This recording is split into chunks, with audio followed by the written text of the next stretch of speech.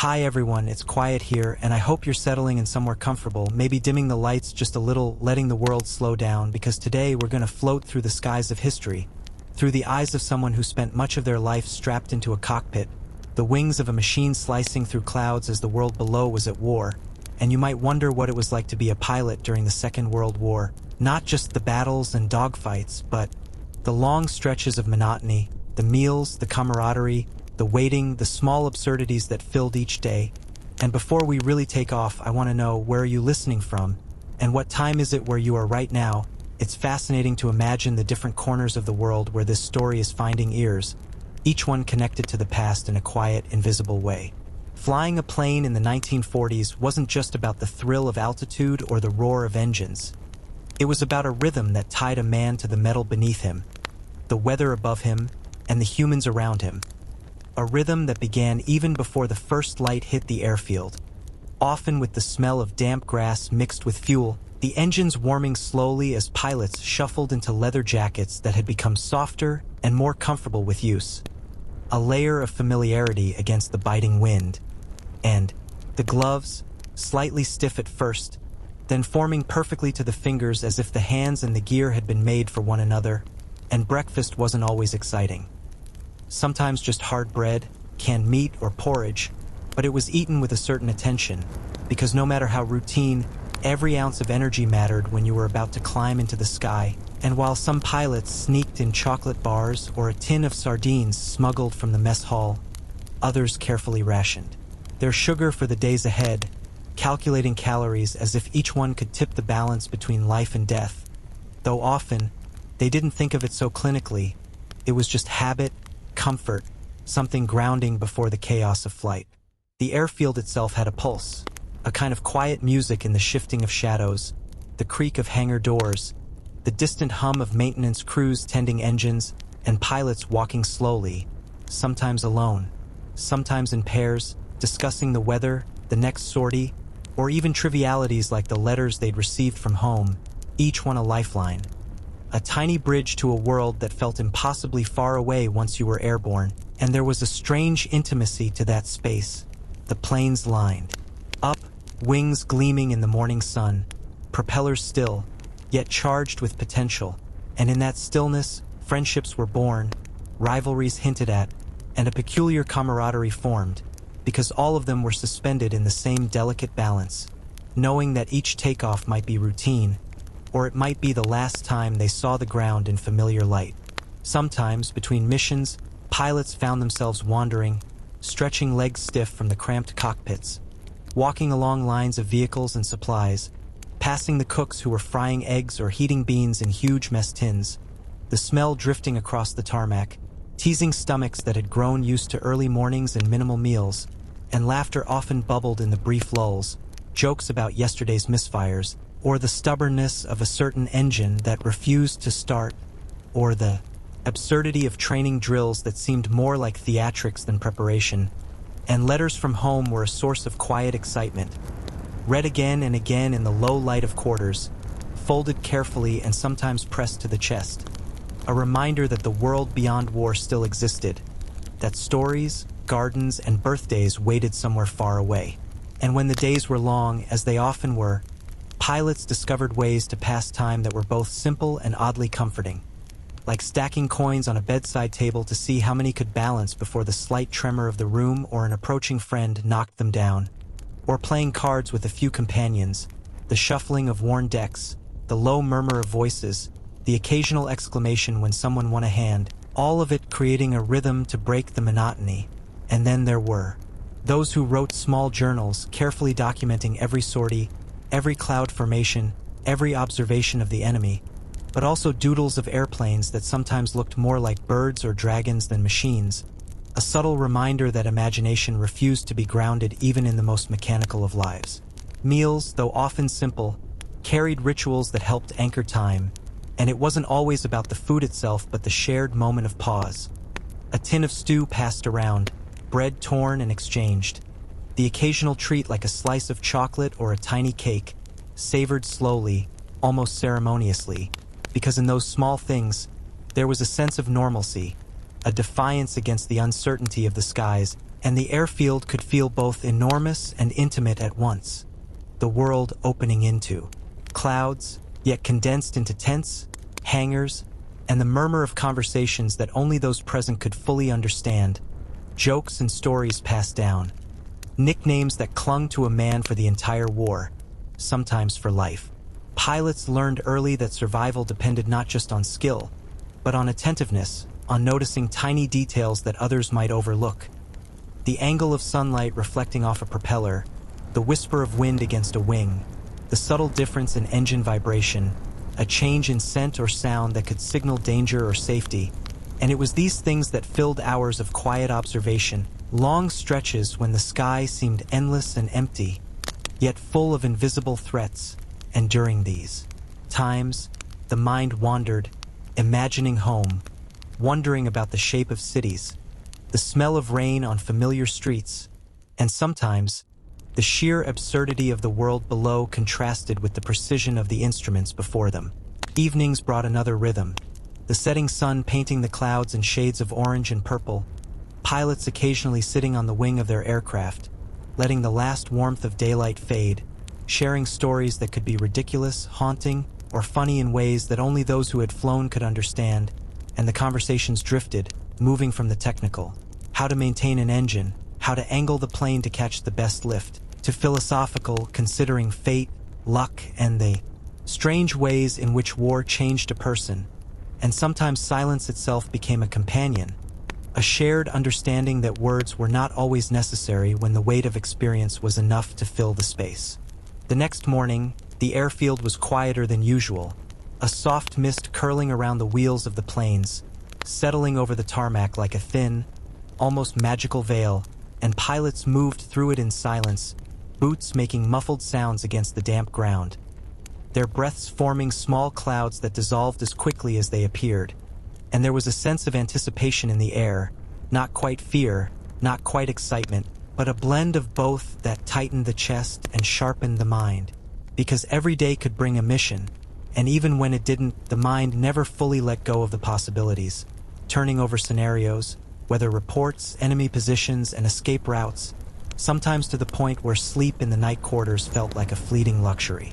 Meals remained a ritual, and though the menus were often predictable, hard bread, eggs, sometimes a tin of beans or stewed meat, pilots found ways to make them moments of comfort, spreading small amounts of butter across slices of bread, savoring it slowly, imagining the taste of home, and sometimes trading rations, a few crackers for a piece of chocolate, a tin of sardines for a small cake, all done with quiet laughter and a nod of understanding that this barter, however small, reinforced the bond between those sharing the same uncertain world, a shared knowledge that the smallest comforts could feel enormous when the sky demanded constant attention.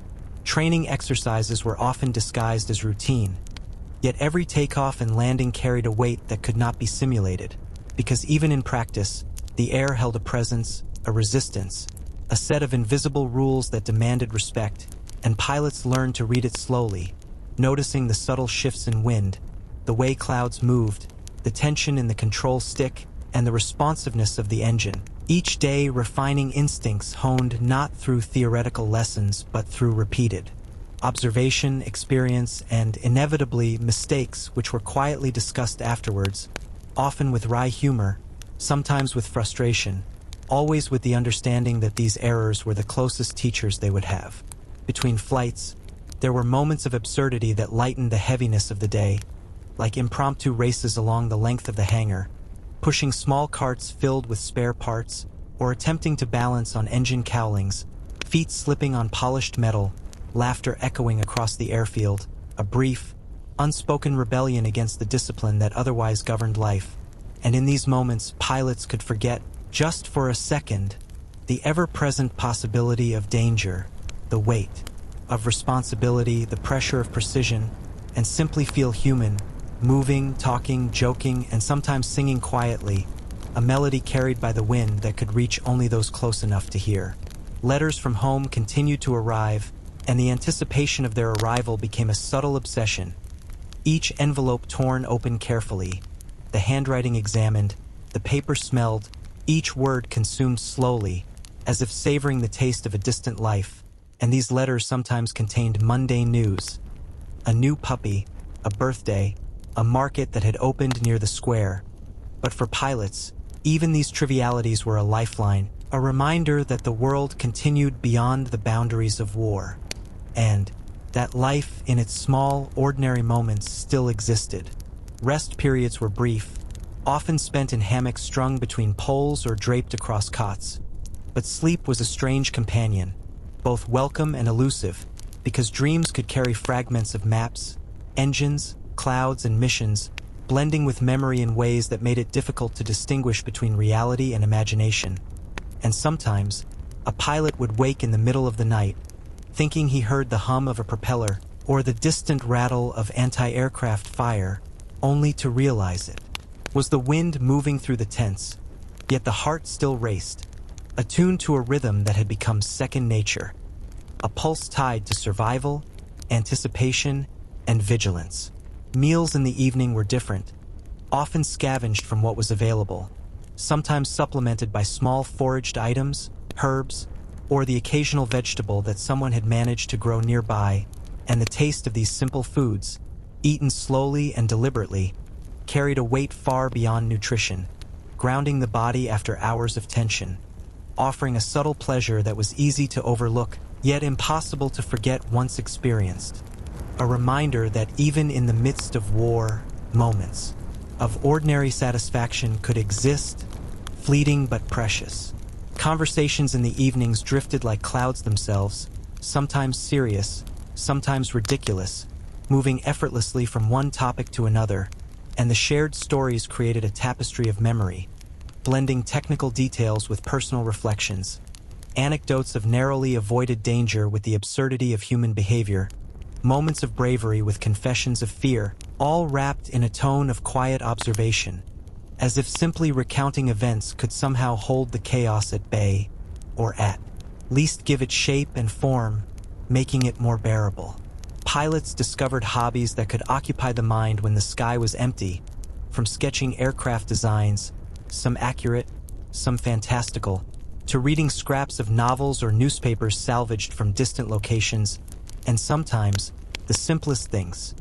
A smooth stone, a feather, a coin, could spark long, quiet contemplation, a meditation on small details, a brief escape from the larger, more immediate concerns of duty and survival.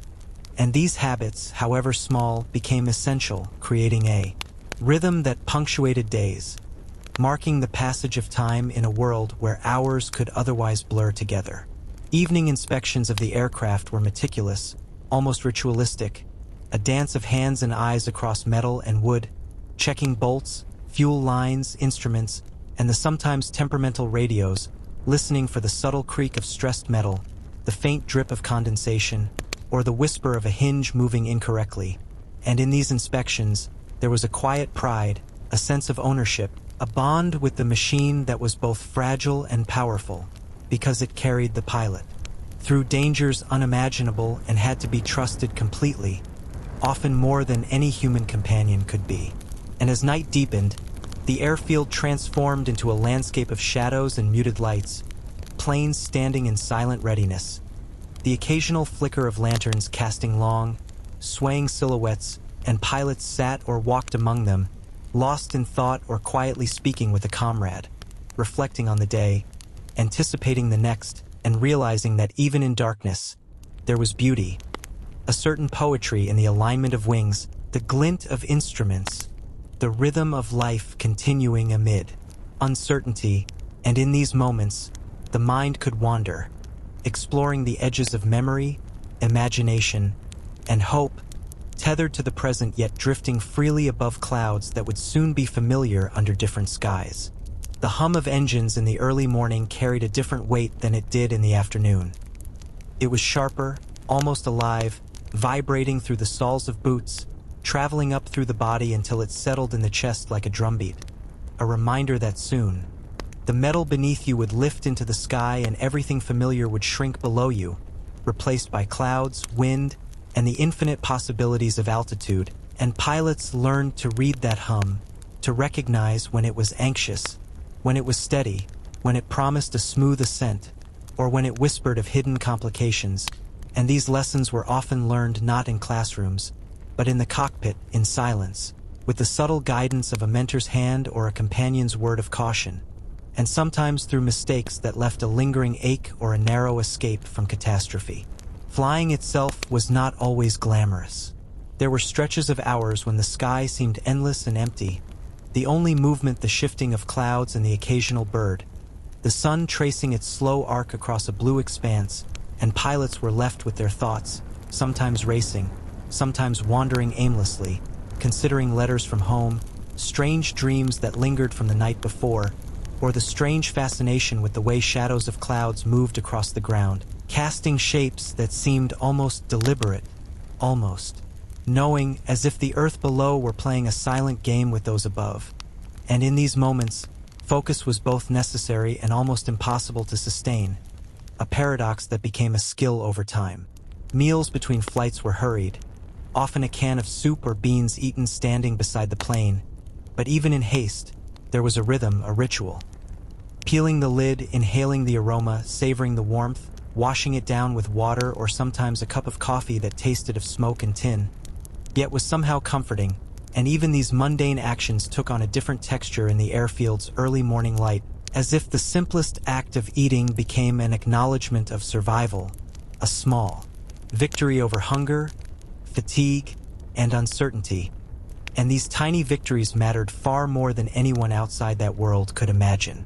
Training exercises alternated between the mundane and the absurd. Pilots might spend hours practicing maneuvers over empty fields, tracing invisible lines in the sky, imagining enemy aircraft that weren't there, coordinating with companions who seemed both friends and competitors, offering subtle corrections or playful teasing, and sometimes they raced, wings nearly brushing the tops of trees, clouds pressing close as if reminding them of the rules they could not break. And these exercises, while technically preparation, also carried a strange exhilaration, thrill of control and risk, an intimacy with the plane and sky that few other experiences could provide, blending fear and joy into a single, intoxicating pulse. In quieter moments, there were letters and newspapers, small diversions that anchored the mind to the world beyond the airfield, and pilots often read aloud to each other, voices low and steady, passing snippets of news, funny anecdotes, or snippets from novels, creating a shared experience that became a subtle form of comfort, a reminder that life continued elsewhere, even as they lived in a suspended bubble of steel, altitude, and clouds. And sometimes, these readings would spark quiet, debates or laughter, a rare connection to normalcy that was cherished precisely because it was fleeting. Maintenance was another kind of meditation. Pilots often worked alongside engineers, tightening bolts, adjusting instruments, inspecting control surfaces, and listening to the almost imperceptible differences in engine tones, a task requiring patience, attention, and a certain kind of intimacy with metal and machinery, a quiet dialogue between human and machine, understanding its idiosyncrasies, forgiving its imperfections, and ensuring that the bond would hold when lives depended on it. And often, these hours were spent in companionable silence, punctuated by occasional commentary or jokes, a mix of diligence and lightness that kept spirits intact. During longer sorties, pilots developed a keen awareness of everything. The scent of the air changing with altitude, the texture of clouds against the windshield, the subtle shifts in temperature, the way sunlight reflected differently across altimeters and gauges, and sometimes, just for amusement or focus, they would trace imaginary constellations through the cloud patterns, inventing stories about each formation, giving names to shapes that only they could see, a small indulgence that kept the mind engaged and slightly untethered from the weight of duty.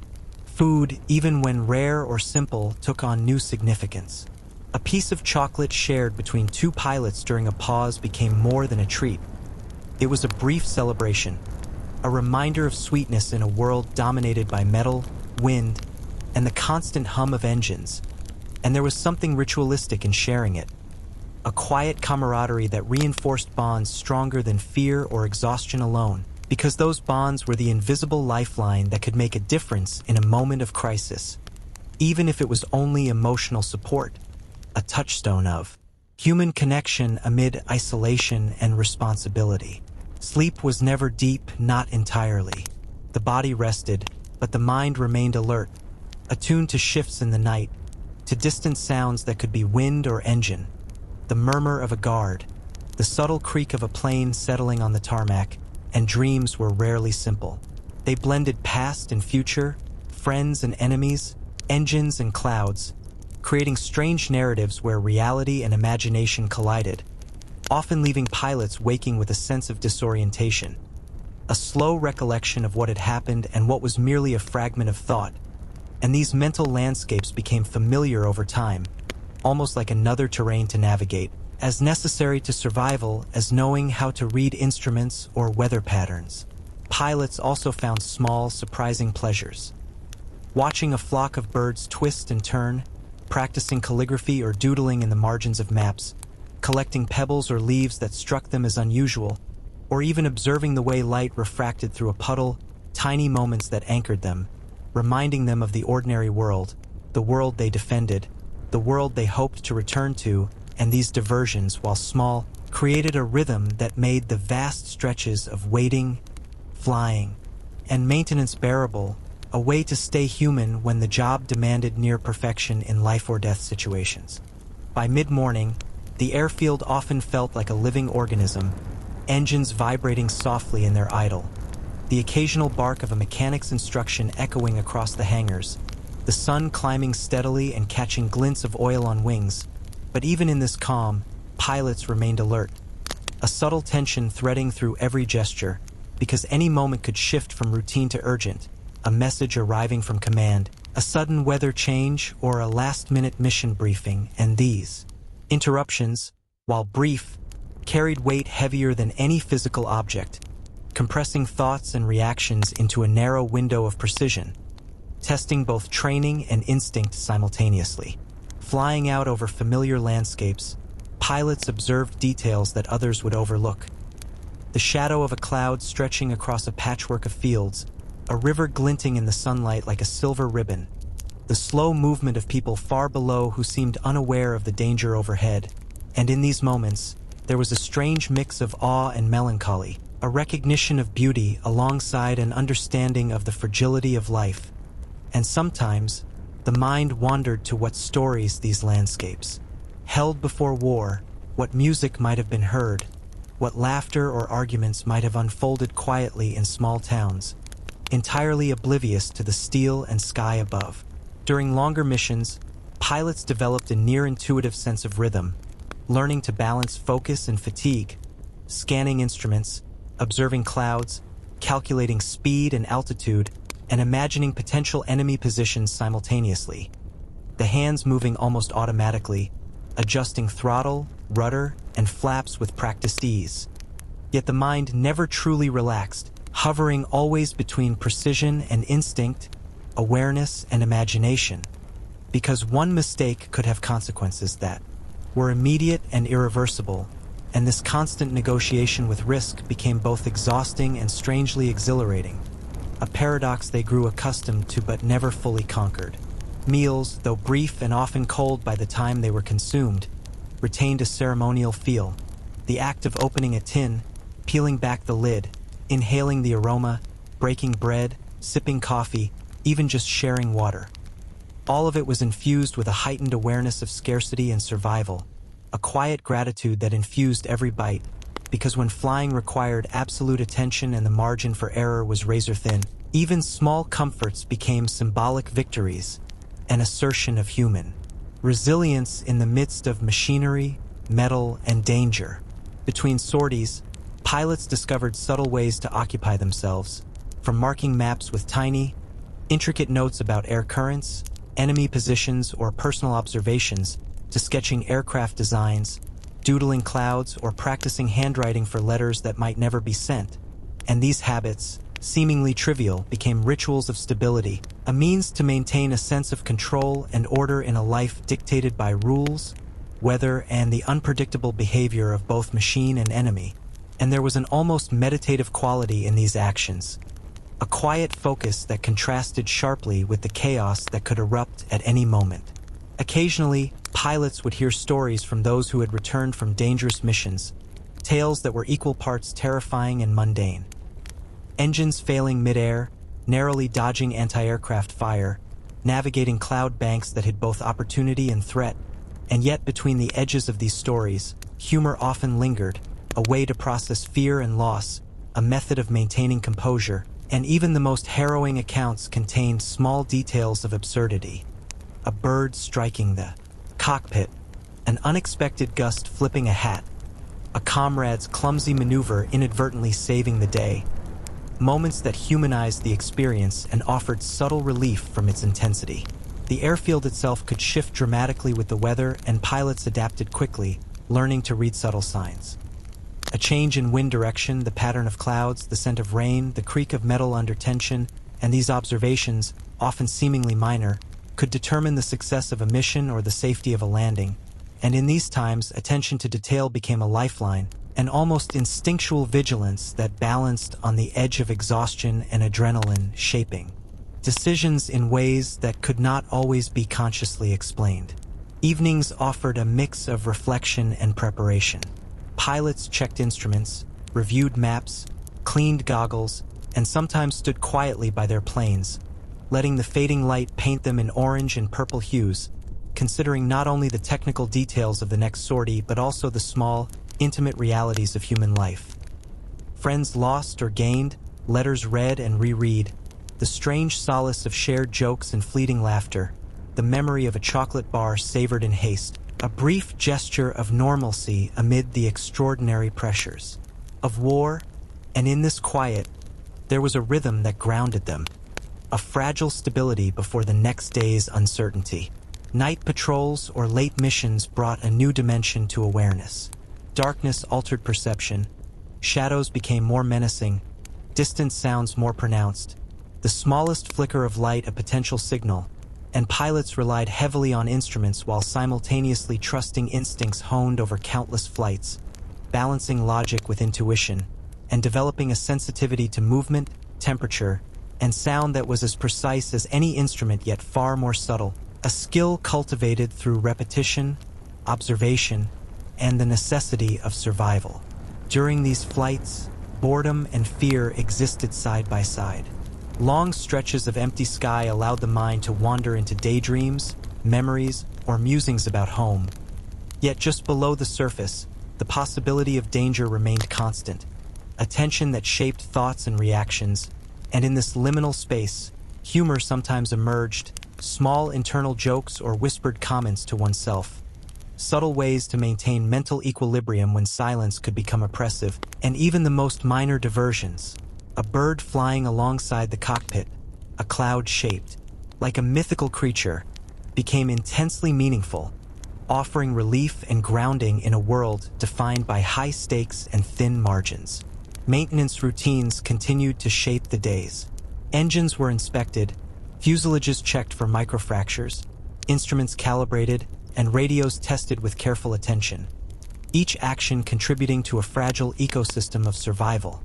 And there was an unspoken respect between pilots and ground crew, a recognition that both human skill and mechanical precision were inseparable, and any oversight could ripple outward with consequences far beyond what a single individual could bear alone.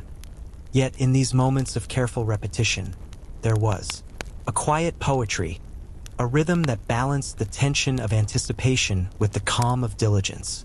As the morning sun climbed higher, a subtle tension threaded through the airfield that day, more palpable than usual, the kind that makes a person pause mid-step, noticing the way shadows shift or the slight shiver in a plane's metal skin, and pilots sensed it immediately, a quiet instinct honed by countless flights, experience whispering that the day might not unfold like any other, and soon enough, reports crackled through the radio, the voice clipped, formal, yet carrying a weight that tightened the chest. Unexpected reconnaissance, uncharted weather patterns, and a hint of enemy aircraft reported in nearby sectors, details fragmented and hurried, but enough to prompt readiness, a preparation that was both physical and mental, because the sky was now not just empty canvas but a stage of potential danger. The pre-flight routines that once felt almost meditative now carried a different rhythm, urgency layering over habit. Instruments double-checked, fuel lines scrutinized, control surfaces tested, and yet the smallest errors could hide beneath familiar procedures, waiting to reveal themselves mid-flight, and this awareness added a heightened tension to every action. The familiar sounds of screws tightened, levers adjusted, engines warmed, taking on an almost musical cadence, each note part of a sequence that balanced life, duty, and a thin line of unpredictability. Takeoff was sharper than usual. The ground seemed to rush beneath the plane's wheels, the propeller thrumming with concentrated power, and as altitude increased, the familiar landscape shrank, fields and rivers becoming miniature patterns, houses like tiny blocks, roads threading silently. Yet even this shrinking world could conceal hazards, and pilots learned to scan endlessly, combining instinct with instruments, eyes constantly moving, mind dancing between calculations and intuition, anticipating movements of unseen aircraft, the vagaries of weather, and the subtle hints of danger that might appear without warning. Boredom and vigilance mingled in unexpected ways. Hours of empty sky allowed minds to wander, revisiting memories, imagining future letters from home, or contemplating clouds, their shapes shifting and morphing. Yet even in these flights of fancy, attention never fully wavered because the first signs of a threat, an unusual glint, the distant hum of engines, a sudden change in wind, could demand immediate response, splitting the mind between the ordinary and the urgent, and this duality shaped the psychology of a pilot, creating a constant rhythm of tension, release, and anticipation that never fully ebbed. A small incident occurred that day, seemingly minor, yet enough to remind everyone of the razor-thin line between safety and catastrophe. A bird struck the wing, bouncing off with a sharp thud, causing a momentary jolt that sent instruments vibrating, hearts racing, and for a second, time itself seemed to slow, as pilots recalibrated instinctively, adjusting altitude and speed, checking controls, and realizing that even the smallest collision could unsettle the delicate balance of flight. Lesson learned silently but indelibly, echoing in the mind long after the sky returned to its calm appearance. Meals between sorties became even more ritualized, small cans opened with precision, bread torn carefully, coffee sipped slowly despite the heat of the sun and the stress of waiting for the next call to action. Each bite and sip a grounding moment, a reminder of human needs amid machinery, clouds, and the invisible dangers that might appear without warning. And pilots sometimes exchanged small jokes about the quality of rations or the oddities of menus, laughter a quiet rebellion against tension, a shared acknowledgement that even war had its absurdities. And these moments created subtle threads of camaraderie that bound individuals more securely than regulations or orders alone. Weather became a character of its own, unpredictable and often cruel. Clouds shifted rapidly, hiding the sun, scattering light across instruments, and sometimes turbulence arrived like a silent force, nudging the plane with invisible hands, demanding attention, adjustment, and respect, and pilots learned to read these subtle cues, anticipating the behavior of air currents, estimating the impact on navigation and control, and sometimes relying purely on instinct, honed through repetition and observation, because machines could be precise, but nature remained capricious, and survival depended on aligning with its rhythm rather than resisting it. Evenings offered brief reflection. Pilots reviewed flights, noting odd occurrences, near misses, mechanical quirks, and details of weather patterns, all written down with careful precision, sometimes illustrated with rough sketches of clouds, maps, or aircraft positions. Each note a small thread in a larger tapestry of experience that could be consulted in future missions. And in these moments, there was both relief and unease, a recognition that every flight contained lessons, risks, and fleeting victories, and that even routine days carried the potential for sudden upheaval. Letters continued to arrive sporadically, each one carrying fragments of home, small stories, jokes, or local events, grounding the pilots in a world that existed beyond the war. And these letters were read aloud quietly among a few comrades, creating a soft hum of shared connection, a bridge between distant realities. And while sometimes mundane, these words offered solace, a reminder of continuity. Human life persisting amid the upheaval of steel, clouds, and the ever-present threat of loss. Night missions arrived unpredictably. The world below became a patchwork of shadows, rivers glinting faintly, forests dense and dark, fields reduced to abstract shapes, and the challenge of navigation shifted from technical to instinctual, requiring heightened awareness, subtle judgment, and the ability to anticipate change almost before it occurred.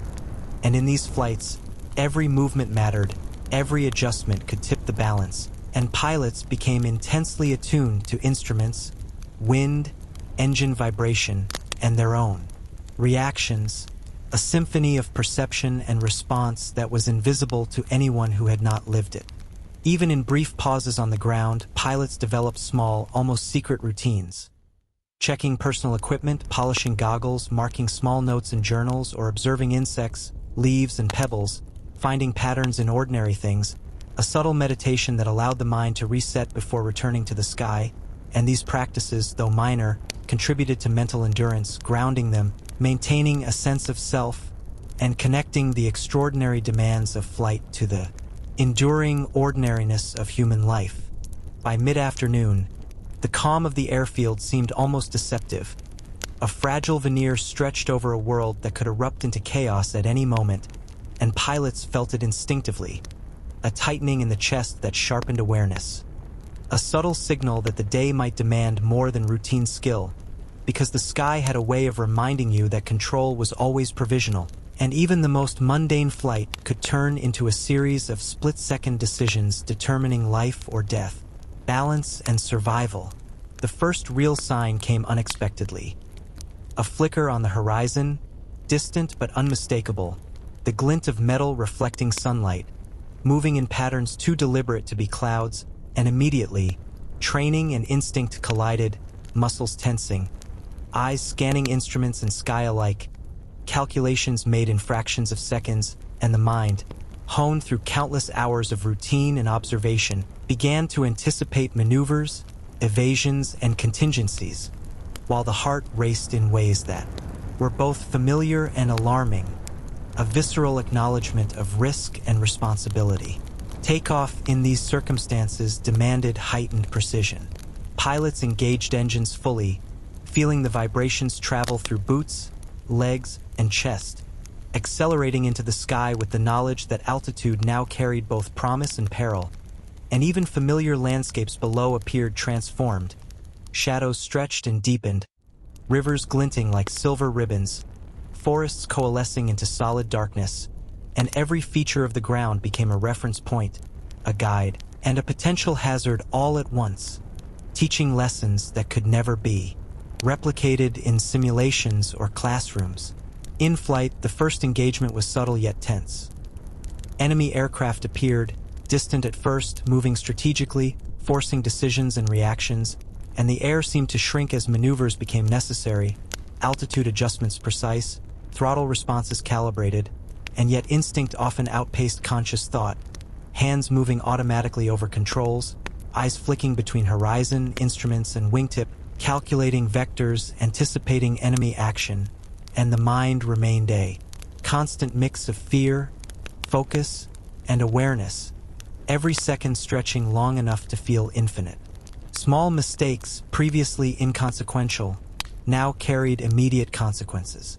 A slight misreading of wind, a delayed throttle adjustment, or a momentary lapse in observation could expose vulnerability, and pilots learned to forgive nothing, trust nothing, yet remain calm, balancing adrenaline with technique, learning the delicate interplay between instinct and calculation, because in these moments, hesitation could be fatal, yet overreaction could be just as deadly, and mastery became not about bravado but about rhythm, precision, and acute awareness of both self and machine. Meals became almost ceremonial pauses, eaten rapidly yet carefully, because the body demanded energy while the mind remained partially airborne, calculating, anticipating, replaying scenarios, and savoring the warmth of food became both comfort and necessity. Bread and cold meat consumed with attention. Coffee sipped in small, deliberate gulps, every movement measured, grounded, a tether to human needs even amid extraordinary circumstances.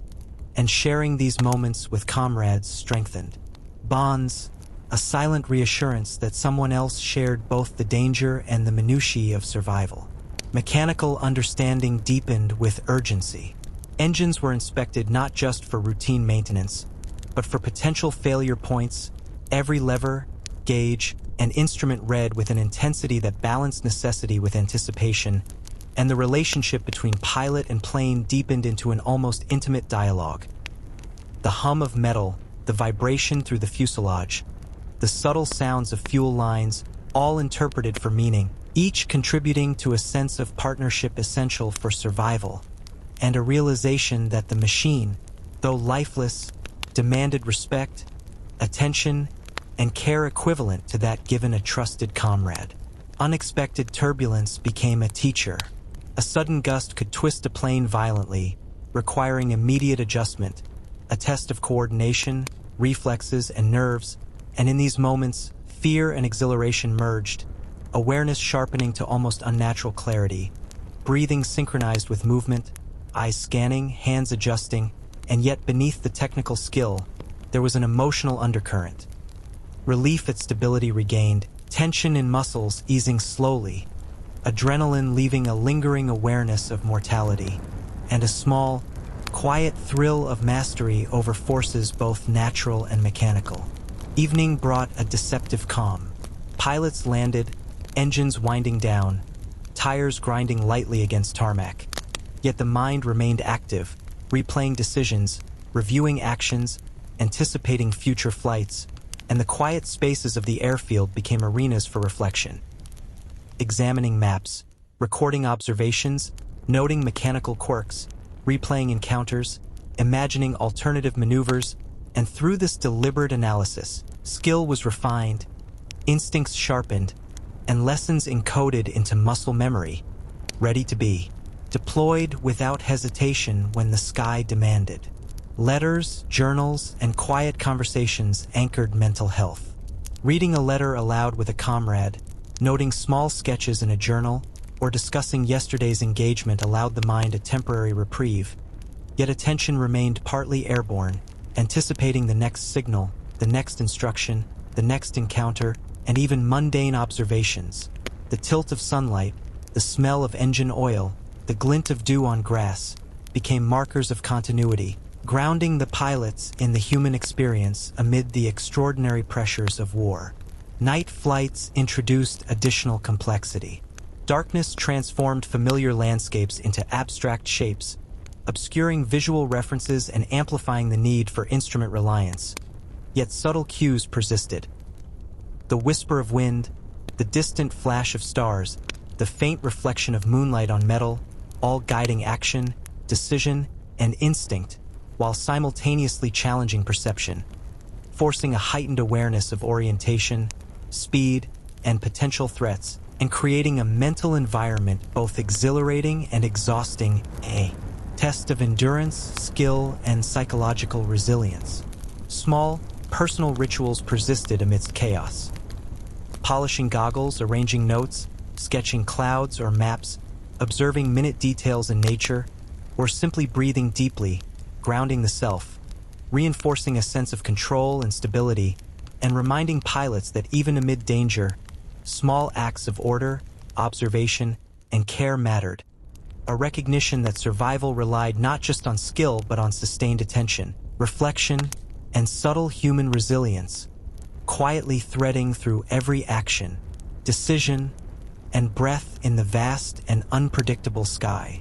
The sky that day felt heavier than usual, as if the air itself had thickened with anticipation, and the horizon seemed charged, waiting for the subtle hint of motion that would signal engagement.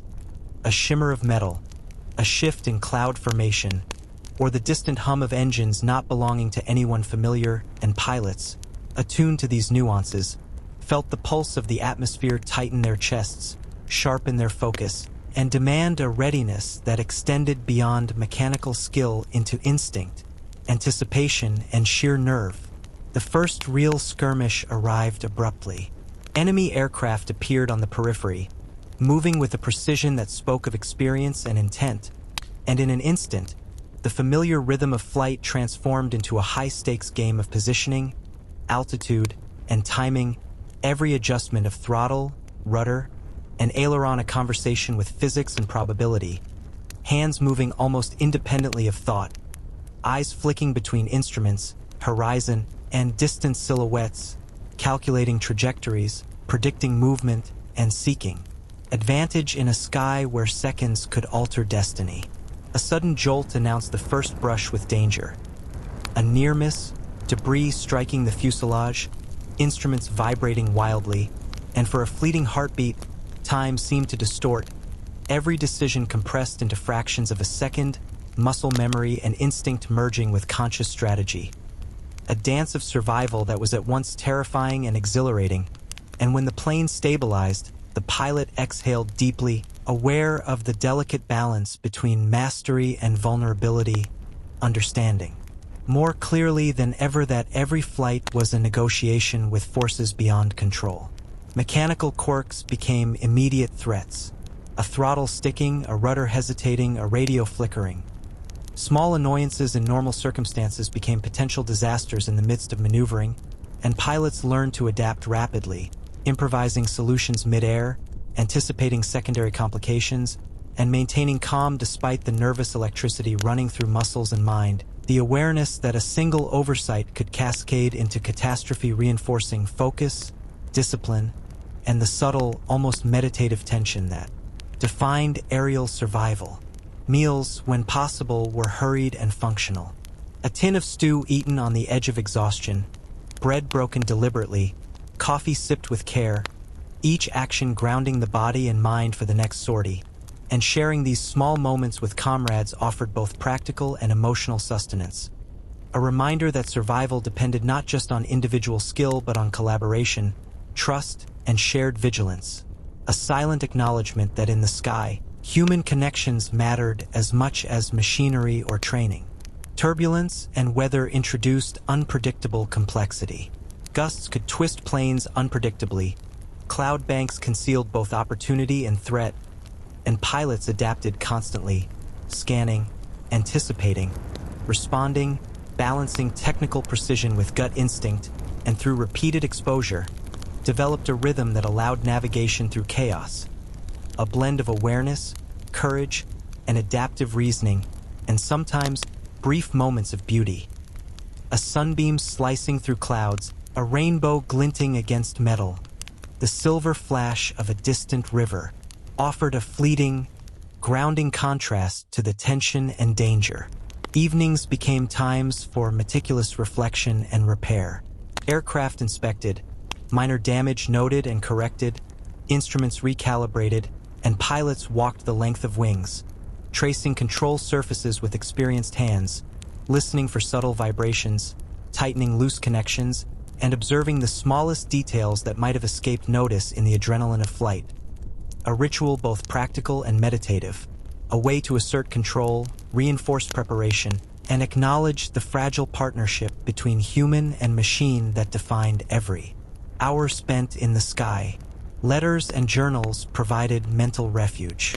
Reading a note aloud from home, sketching clouds, annotating maps, or writing observations allowed minds to pause, even briefly, grounding pilots in continuity, memory, and human connection. Yet these quiet moments were always threaded with anticipation, vigilance, and the awareness that the next mission could erupt unpredictably, and that reflection, preparation, and human support were as crucial to survival as instruments, training, or maneuvering skill. Night flights added an extra dimension of challenge. Darkness obscured familiar landmarks, reduced visual references, amplified the importance of instruments, and demanded extreme attentiveness to both instinct and technical cues, while the faint glow of stars, moonlight reflecting off metal, and subtle environmental signs provided guidance. A delicate balance between reliance on technology, intuition, and accumulated experience, and in this fragile environment, minor miscalculations could escalate into serious danger, heightening both tension and awareness. Small rituals persisted amidst uncertainty. Polishing goggles, checking straps, arranging personal notes, observing minute details in the environment, or simply breathing slowly to maintain composure, grounding the self before the next sortie, reminding pilots that even in chaos, order and attention to detail mattered, and that small acts of care and reflection were essential to sustaining both skill and sanity, creating a mental framework that allowed them to navigate the extremes of fear, responsibility, and adrenaline that defined their lives. Through it all, camaraderie was essential. Subtle gestures, shared jokes, quiet advice, and mutual observation offered psychological support, a stabilizing presence in a world where technical mastery alone was insufficient, and the bonds forged through shared tension, observation, and experience became invisible lifelines, reinforcing trust, focus, and resilience, quietly underpinning every flight, every maneuver, and every decision that hovered on the line between survival and catastrophe. By late morning, the air felt charged, a mix of humidity, engine exhaust, and anticipation, as if the sky itself held its breath, waiting for the inevitable clash of metal and maneuver, and pilots could sense it instinctively, muscles taut, eyes scanning horizons for the faintest sign of movement, the glint of enemy aircraft, or the subtle shift in wind that could dictate life or death decisions. And in these moments, experience, instinct, and intuition merged, a delicate ballet of cognition and reaction that had been rehearsed thousands of times but never truly mastered, because every flight carried unique variables, unexpected gusts, and the unpredictable behavior of opponents who were equally trained, equally alert, and equally human. A sudden alarm triggered immediate action. A warning light flickered, the throttle hesitated, and the plane shuddered as it climbed into turbulence. A reminder that mechanical failures could strike at the most inconvenient moment. An instinct overrode hesitation, hands and eyes moving in coordination honed by repetition, the mind calculating compensations, adjusting pitch and yaw, and measuring responses against the clock of survival, while a low-level hum of fear threaded through. Consciousness, sharpened attention, and heightened awareness, a paradoxical sensation both uncomfortable and necessary. Enemy aircraft emerged from clouds, sudden and deliberate, and the first evasive maneuvers began.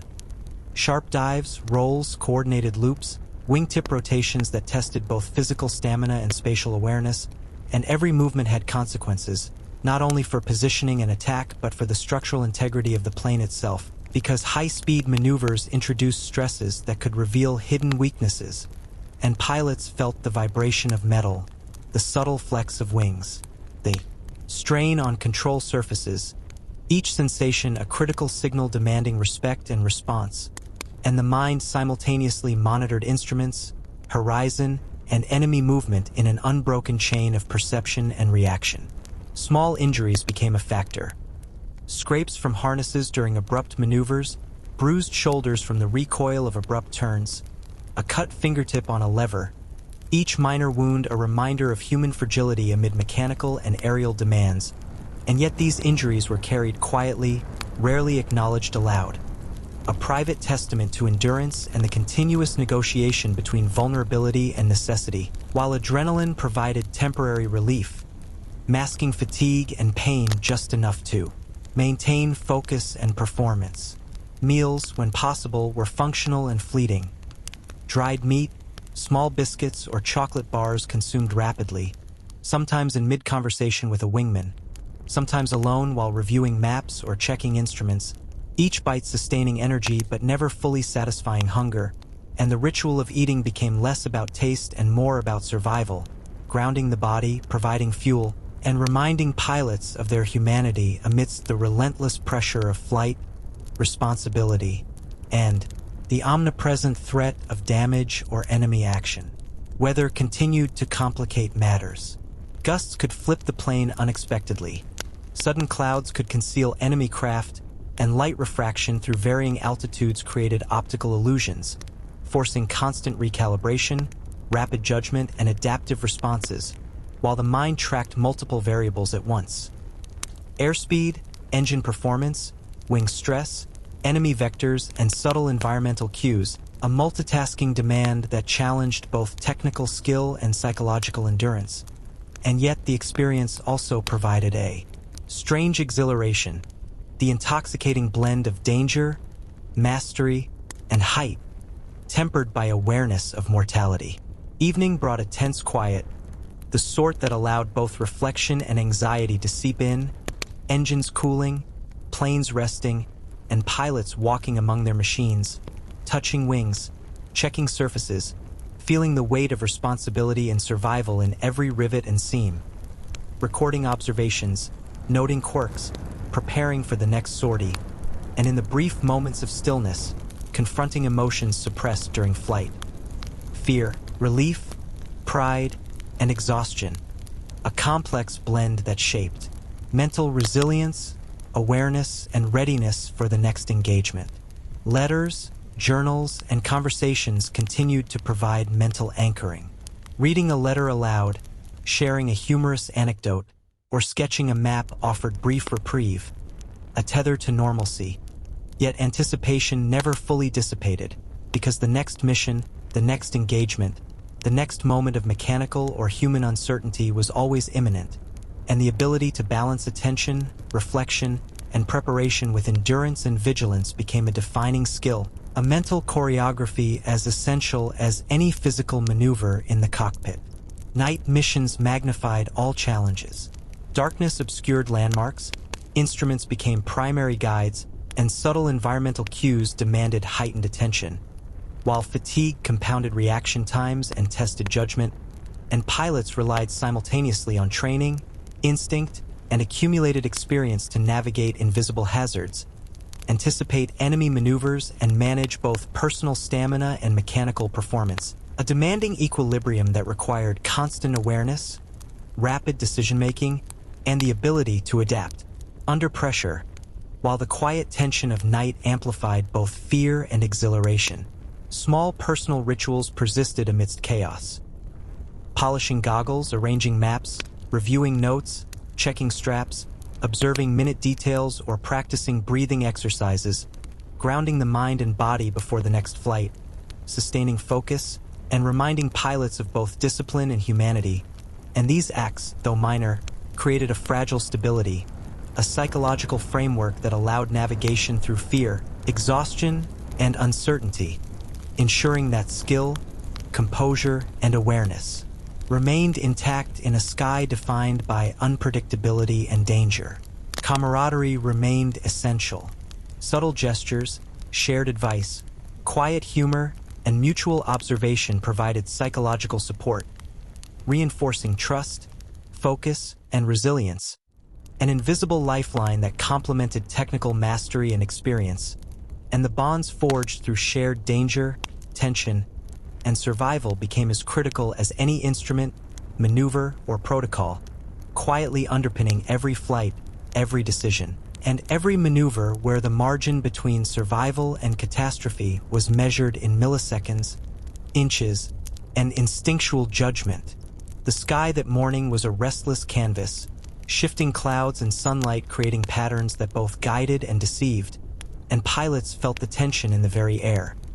A subtle vibration that seemed to resonate through muscles and bones, alerting them to the possibility of engagement, of sudden movement, of danger appearing from any direction, because the rules of survival in the sky were written in unpredictable vectors, and even experience could not fully account for the chaos of wind, enemy, and machinery converging. The first sign came in the form of distant contrails, slicing diagonally across the horizon, and instinctively, eyes followed, instruments scanned, hands adjusting, brain calculating relative positions and speeds, and the realization hit that multiple enemy aircraft were maneuvering in coordinated patterns, requiring immediate strategic thinking, rapid adjustments, and a split-second evaluation of risk versus opportunity, all while adrenaline surged and fatigue tugged insistently at muscles and tension. Damage became immediate and personal. A wingtip grazed by enemy fire vibrated violently, A control surface stiffened unpredictably, and the engine began emitting a faint but insistent irregular hum. All reminders that the plane, while reliable, was never invincible, and the pilot's attention split between navigation, evasive maneuvers, and the subtle interpretation of mechanical feedback, a constant negotiation with physics, probability, and human endurance, each decision layered with potential consequence, each reaction measured. Against instinct and training, evasive action demanded extreme precision. Loops, dives, rolls, and sharp turns were executed not for thrill but for survival, each movement calculated to gain positional advantage while preserving structural integrity, and every second expanded in perception, muscles moving almost independently of conscious thought, eyes tracking multiple planes and distant clouds simultaneously, while the mind weighed countless variables. Wind shear, engine response, trajectory, energy conservation, and enemy intent, all blending into a complex choreography where hesitation or error could prove catastrophic. Boredom and fear intertwined during brief pauses in maneuvering, a strange mental duality where the mind wandered even as it remained hyper-alert, recalling past sorties, imagining improbable scenarios, and observing patterns in clouds, sunlight, and distant terrain, all while maintaining vigilance for the faintest sign of renewed threat. A psychological tension that demanded both discipline and mental flexibility, allowing pilots to sustain attention without succumbing to paralyzing anxiety. Meals were no longer leisurely. Small rations, often cold or hastily consumed, became functional energy sources, each bite fueling muscles and mind, and the act of eating was often accompanied by constant monitoring of instruments, scanning for threats, and coordinating with fellow pilots. A delicate balance of nourishment, awareness, and survival, highlighting the intimate interdependence of body, mind, and machine in the unforgiving aerial environment. Weather and turbulence played unpredictable roles. Sudden gusts could twist aircraft unexpectedly, cloud banks could obscure threats, and subtle changes in air density influenced performance, demanding constant adjustment, recalibration, and attention, and pilots learned to read environmental cues as carefully as enemy movements, observing patterns in wind, light, and horizon shifts, interpreting minute vibrations, and integrating this sensory input into real-time tactical decisions. A constant dialogue between perception, reaction, and strategy. Evenings brought reflection, repair, and anticipation. Damage assessments, instrument recalibrations, and minor repairs were conducted meticulously. Hands tracing control surfaces, tightening connections, checking for hidden cracks, while mental processing continued, reviewing engagements, alternative strategies, and lessons learned. A quiet but intense period of consolidation, where the pilot reconciled exhilaration, fear, fatigue, and emerging insight, reinforcing both skill and psychological resilience for the challenges to come. Letters and journals provided grounding amidst chaos.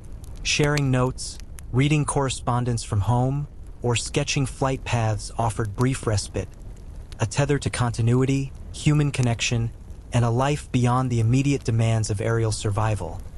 Yet these moments were threaded with anticipation and latent anxiety, because the next mission, next encounter, or next mechanical anomaly was always imminent, and mental stability depended on the ability to navigate between reflection, preparation, and vigilance.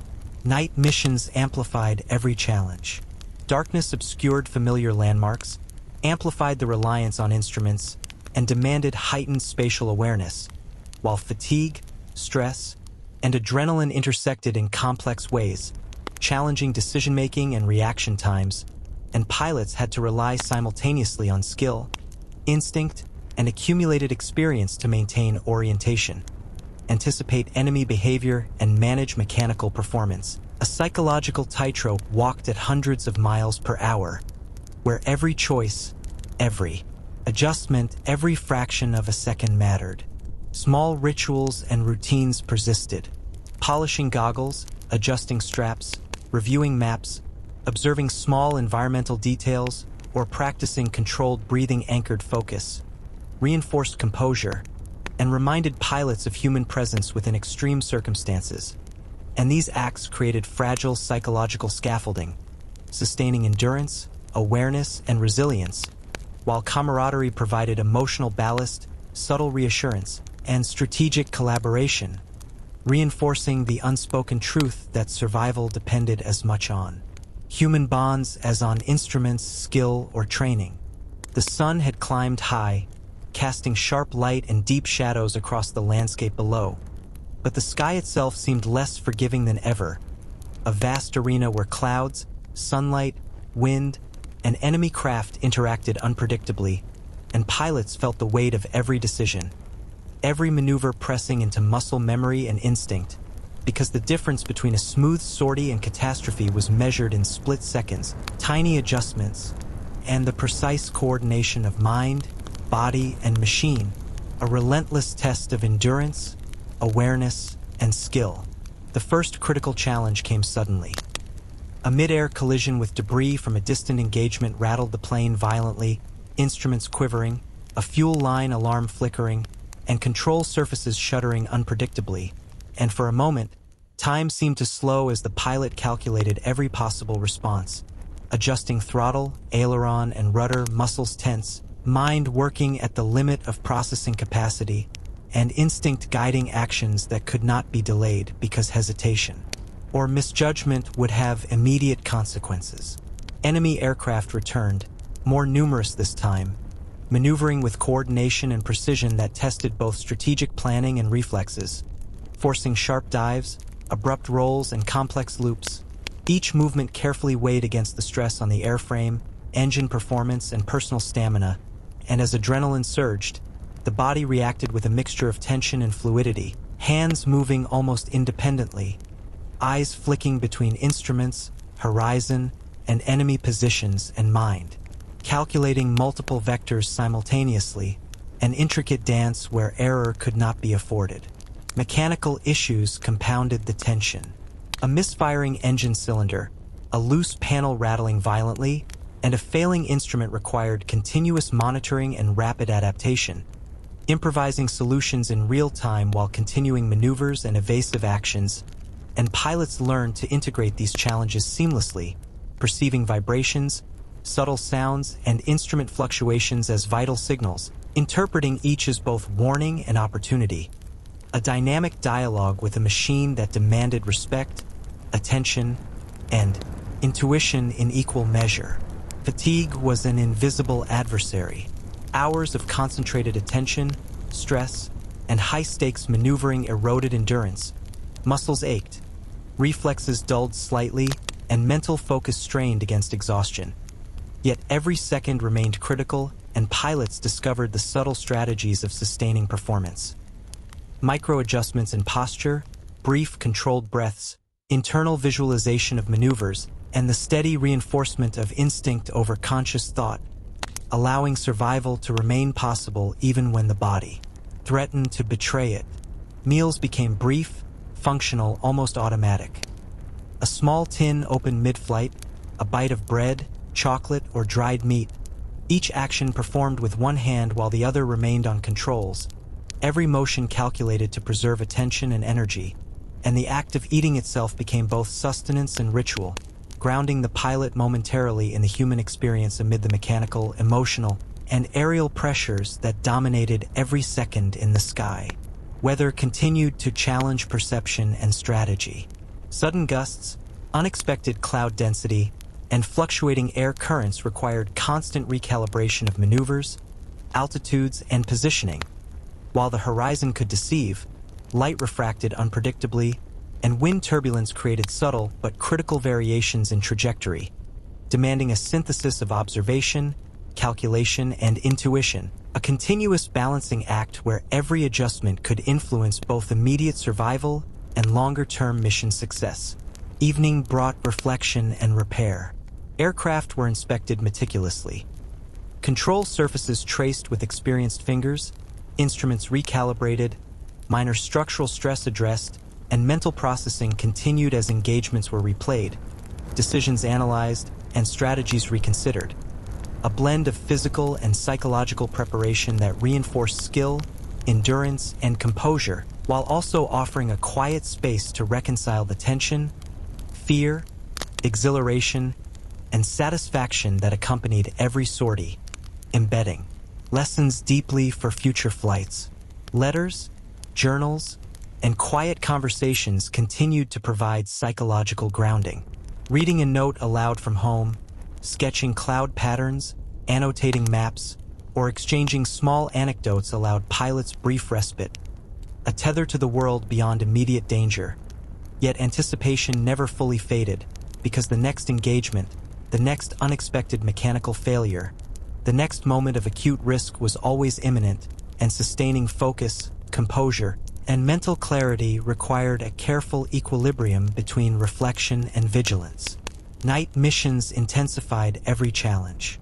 Darkness obscured landmarks, forced reliance on instruments, and amplified the importance of subtle environmental cues, while fatigue and stress intersected with adrenaline, pushing judgment and reflexes to their limits, and pilots relied simultaneously on skill, experience, and instinct to navigate, anticipate, and respond, a delicate interplay of perception, decision, and action where every fraction of a second could determine survival, and where mental resilience and trust in machinery and comrades became as crucial as technical mastery. Small rituals persisted amidst chaos. Polishing goggles, checking straps, reviewing notes, observing minor environmental details, or practicing controlled breathing, acts that grounded attention, reinforced composure, and maintained a fragile stability in a constantly shifting aerial environment, while camaraderie provided reassurance, advice, and subtle emotional support, invisible yet vital, binding pilots together in a shared understanding that survival depended as much on trust, collaboration, and psychological endurance as on skill, instruments, or instinct.